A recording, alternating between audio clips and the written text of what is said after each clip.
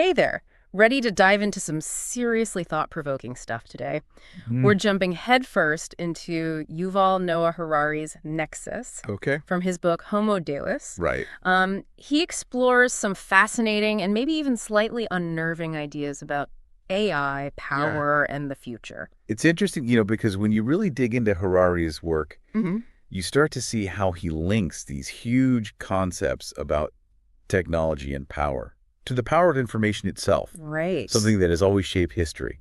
He even ties it to ancient myths, which might seem like a stretch, but it really makes you think. Okay, I'll bite. He keeps saying information always connects, but what does he really mean by that? It's not just about knowing a bunch of facts, right? Right. Harari argues that information isn't just a mirror reflecting reality. Hmm. Think of it more like a spider web around. It connects things, people, ideas, and by creating those connections, it actually ends up shaping our understanding of reality. So it's not just reflecting reality, it's actually creating its own reality. Exactly. And think about the stories we share. They hold a particularly powerful place in this web of information. Remember the story of Jeremy, that heroic pigeon from World War I? Oh, yeah. Talk about a story that really captured the public imagination. Right, but here's where it gets really interesting, Twine. There's a chance the whole narrative about Jeremy single-handedly saving the lost battalion might be more legend than fact. Harari uses this example to show how a good story, even if it's not perfectly accurate, can be way more powerful than just the bare facts. These stories end up shaping our beliefs and even our historical memory. It's because they connect with us on a deeper level, right? Those stories create a shared experience and meaning, Hmm. even if the details are a bit fuzzy. It makes me think about how stories shape entire societies, not just what individuals believe. Exactly. He argues that stories are the foundation of nations, religions, even entire ideologies. They give us a sense of belonging, of purpose. Think about the Zionist movement. Harari talks about how poetry, especially the works of Bialik, played a pivotal role in shaping that movement. Those poems weren't just words on paper, were they? Not at all. They fueled a movement, inspiring people to fight for a homeland. It shows how a powerful narrative can be way more persuasive than any economic or political argument. Okay, so we've gone from pigeons delivering messages to poetry sparking revolutions. And it all comes back to the power of stories. Yeah. I can see where you're going with this, Pierre. It all ties back to AI, doesn't it? It's not pigeons or poets weaving the narratives that shape our perceptions anymore. Now it's algorithms. And these algorithms, they're designed to grab and hold our attention, even if it means sacrificing truth and accuracy along the way. Which brings us to that slightly unsettling part of this information web, right? It's not just about telling stories, it's about control. Kind of reminds me of Orwell's 1984. But instead of Big Brother watching our every move, we've got big algorithm, right? In a way, it's even more powerful than Orwell could have imagined. See those old school surveillance systems like the Stasi or the KGB, they were limited because they relied on humans, and humans make mistakes. Today's tech, it's a digital panopticon that never sleeps. Think about that example Harari gives of Iosifescu, the Romanian taxi driver. The one whose every move is tracked. It's kind of like he's living under the constant watch of a digital secret police, isn't it? It is a bit chilling, Yeah. and that's what makes this so important to talk about, because it raises huge questions about privacy, autonomy, and whether this technology will be used for good or for bad, especially when you think about authoritarian regimes getting their hands on this kind of power. What happens when algorithms can predict and even manipulate your every move? What happens when it's easier to go along with a program than to dissent? You know, it makes me think of that Black Mirror episode, Nosedive, where everybody's obsessed with their social credit score. Except this isn't some dystopian fiction anymore, is it? Not at all. Think about China. They already have a social credit system in place. They're monitoring and scoring people's online and offline actions. That line between reality and a digitally controlled dystopia is getting blurrier all the time. Okay, I have to admit this is all getting a little creepy. But before we completely spiral into techno-paranoia here, let's take a breath. We've talked about AI potentially running the world. But even if it could technically do that, the bigger question is, should it? That's the core of it, isn't it? It's one thing to have the technical ability, but it's another thing entirely to understand what it means to be human, to grapple with those bigger questions of morality and ethics. Right, like, could AI ever understand human values? Could it make moral judgments? Could it be wise? That's where the alignment problem comes in. the one Harari talks about. So how do you make sure the goals of some superintelligent AI actually line up with human values? And how do you even define human values? What one person thinks is good or just could be totally different for someone else. It's tricky, right? Harari uses that thought experiment of the paperclip maximizer to illustrate this. Imagine an AI that's programmed with one goal: maximize paperclip production. Sounds harmless enough on the surface, doesn't it? Until you realize it might decide the most efficient way to make paperclips is to use all the resources on Earth, including us, to do it. Exactly. Even a simple goal. When you've got a superintelligence without any concept of human values calling the shots, could have some seriously unintended, potentially catastrophic consequences. So, are we essentially saying that we can't program an AI to be compassionate or just? Are those qualities fundamentally human, something you can't code into an algorithm? That's the million-dollar question, and Harari doesn't necessarily offer easy answers. He seems to be saying that the choices we're making right now about AI will determine whether it becomes a force for good or a weapon. He's especially concerned about the impact this is all going to have on democracy. Because whoever controls the algorithms controls the information we see, the stories we believe, right? So, could they end up controlling how we vote, how we think? He paints a pretty unsettling picture of what he calls datist religions, where algorithms become the ultimate authority on truth and morality. Imagine a world where your social credit score doesn't just impact your credit card limit, but determines your social status, your access to healthcare, even your right to speak your mind freely. It's like those medieval indulgences, but instead of paying the church to forgive your sins, you're at the mercy of an algorithm. And what's frightening is that these systems, which are designed for efficiency and control, could end up eroding the foundations of what it means to be free. Harari warns about a future where algorithms, not our elected officials, are the ones making the decisions that shape our lives. So is that it then? Are we all destined to live in a world where algorithms are calling the shots? Is there any way to prevent this dystopian future he's describing? Harari doesn't believe in a predetermined future. He emphasizes the importance of human agency, of making conscious choices about the kind of world we want to live in. But these technologies are evolving so quickly. How do we even wrap our heads around it, let alone steer the direction of something so massive? It feels a little like trying to hold back a tidal wave with a sandcastle. I get it, it feels overwhelming. But he argues that the first step is understanding the rules of the game. This isn't just about bits and bytes and how fast the tech develops. It's about how that technology is used, who controls it, and what their ultimate goals are. So we're not talking about putting the brakes on AI development altogether. We're talking about setting boundaries, ethical guidelines, making sure that human values are at the forefront. Exactly. It's about taking a proactive approach. He suggests we need new institutions, new laws, maybe even a whole new ethical framework for AI to make sure it serves humanity, not the other way around. But while all those regulations, even with the best intentions, stifle innovation and slow things down, I mean, isn't that always the trade-off? It's a valid concern. But Harari argues that we can't afford to ignore the risks, that the stakes are too high. He uses the example of nuclear weapons. We didn't stop developing nuclear technology, but we did put international treaties and safety measures in place to prevent its misuse. So we'd need a similar approach for AI, a globally collaborative effort to ensure it's used ethically and responsibly. And that brings us to another critical point that Harari makes: the danger of what he calls a global silicon curtain. So instead of a physical barrier between nations, we're talking about a digital divide. Precisely. A divide between those who hold the reins of AI and those who find themselves increasingly controlled by it. He envisions a world where AI superpowers, like the US and China, are racing to develop increasingly sophisticated algorithms, leaving the rest of the world scrambling to catch up. And what does that kind of divide mean for things like democracy and the balance of power? What does it mean for the future of humanity itself? That's the billion-dollar question. Harari suggests this digital divide could create a whole new set of problems, new forms of inequality, new conflicts, even a new kind of colonialism, one driven by data and algorithms. So you're saying there's a chance we could end up back in a system like feudalism, but instead of lords, we have tech companies as the new power brokers, and the rest of us are essentially digital serfs. It's a grim picture, isn't it? And the scary part is that these algorithms often feel like black boxes. Even the engineers who design them don't always fully understand how they work or why they make the decisions they do. So we're handing over control to systems we don't even fully comprehend. That's a terrifying thought. Picking up where we left off, you mentioned the algorithms feeling like black boxes.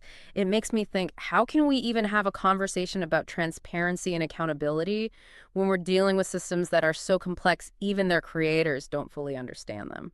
It's a huge challenge. It's like we're being asked to trust a magic 8 ball to make decisions that impact our lives, but we don't even know what's going on inside the darn thing. Exactly. So how do we move forward? How do we go from feeling powerless to feeling like we have some agency in this whole AI revolution? Harari argues that education and awareness are key.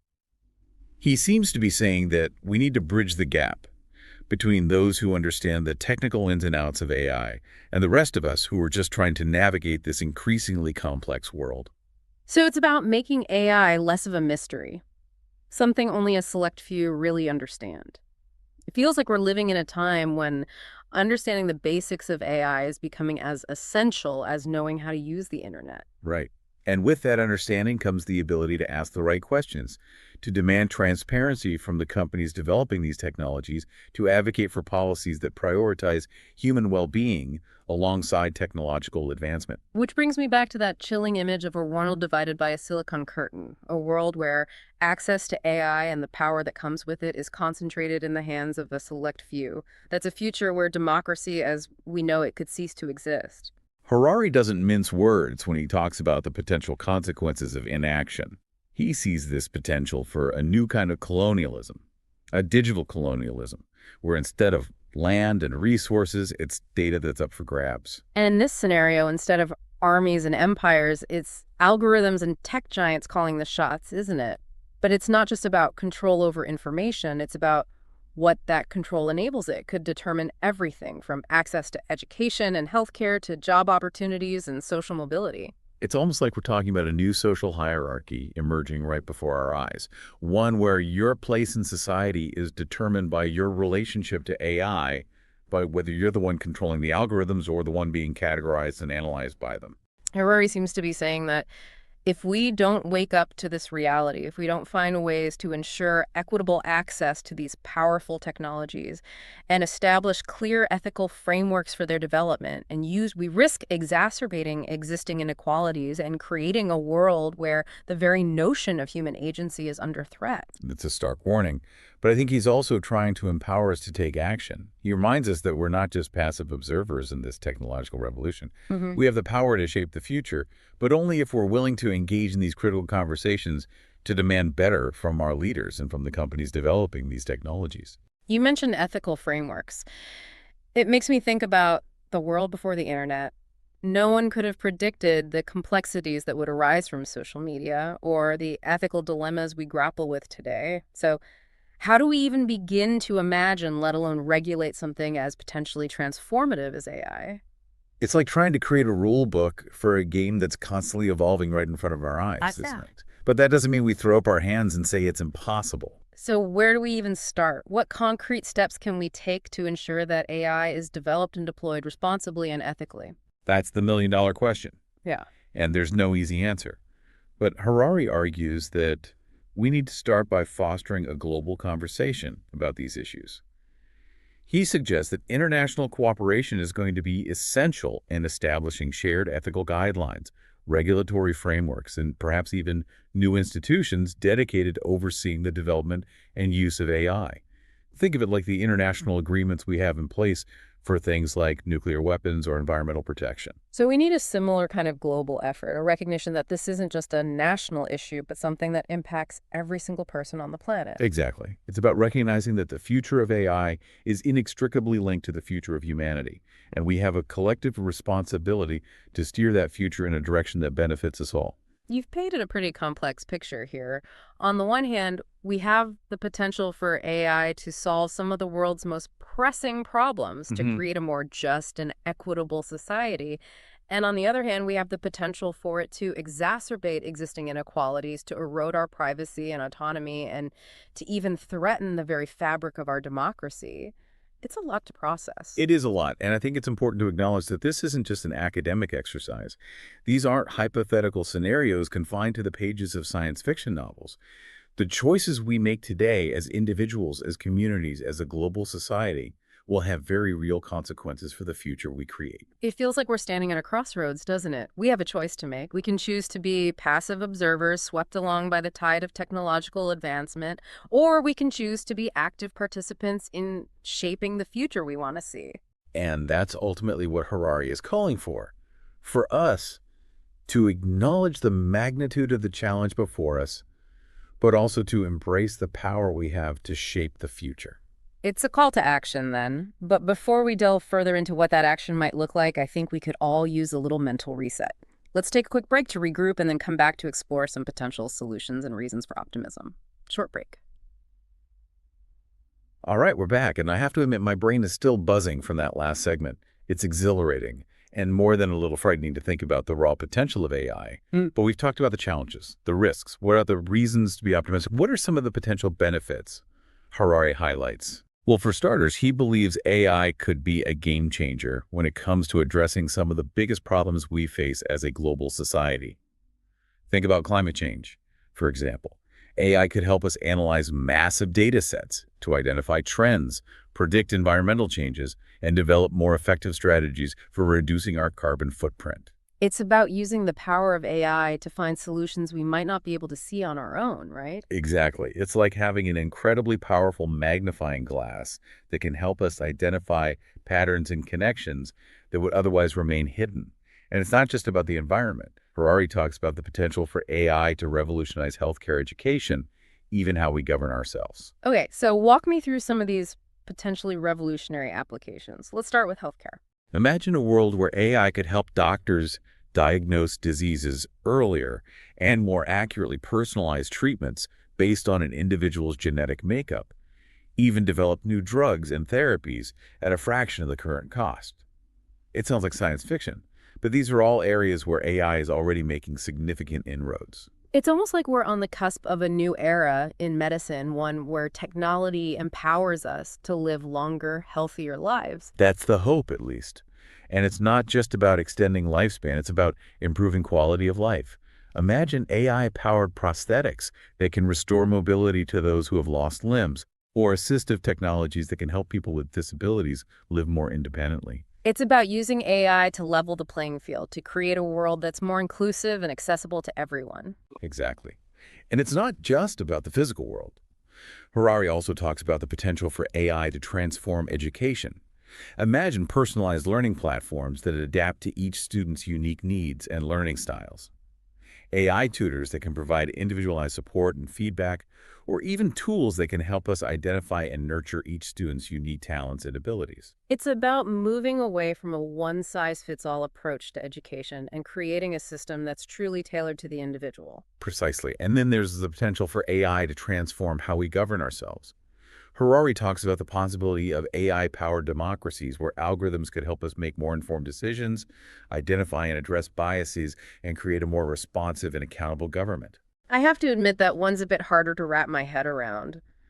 We've been talking about the dangers of algorithms controlling too much of our lives. So how do we reconcile that with the idea of AI playing a role in something as fundamental as democracy? It's a valid concern, and it's something Harari acknowledges as well. He's not suggesting that we hand over the reins of government to algorithms. Rather, he's suggesting that we explore how AI could be used to enhance and improve our existing democratic systems. So it's not about replacing human judgment, but about using AI as a tool to make that judgment more informed, more equitable, and more representative of the people. That's exactly. Okay. For example, AI could be used to analyze large data sets of public opinion, identify areas of consensus and disagreement, and help policymakers craft policies that are more responsive to the needs of the people they represent. Or it could be used to improve voter registration processes, making it easier for everyone to participate in the democratic process. It's about using AI to strengthen the foundations of democracy, not to replace it. Precisely. And I think that's an important distinction to make.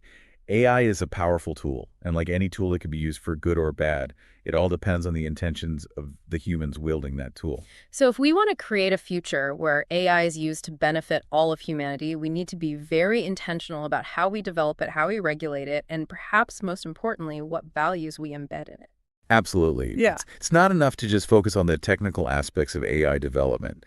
We also need to engage in a deep and thoughtful conversation about the ethical implications of this technology, about the kind of world we want to create and the role we want AI to play in that world. It feels like we're being called upon to step up to the plate, not just as technologists or policymakers, but as human beings. We are. This isn't just an abstract intellectual exercise. The choices we make today will have very real consequences for the future. And those choices start with conversations like this, with asking tough questions, with considering different perspectives, and with being willing to challenge our assumptions about what's possible. Harari doesn't offer easy answers, and he doesn't pretend to have all the solutions, but he does leave us with a sense of urgency, a call to action. He's urging us to approach this technological revolution with both our eyes wide open to the risks and a sense of hope for the possibilities. I think that's a good note to end on, a blend of caution and optimism. It's up to us to write the next chapter in the story of AI, and I, for one, am hopeful that we can rise to the challenge. Thanks for taking this deep dive with us. Until next time, stay curious.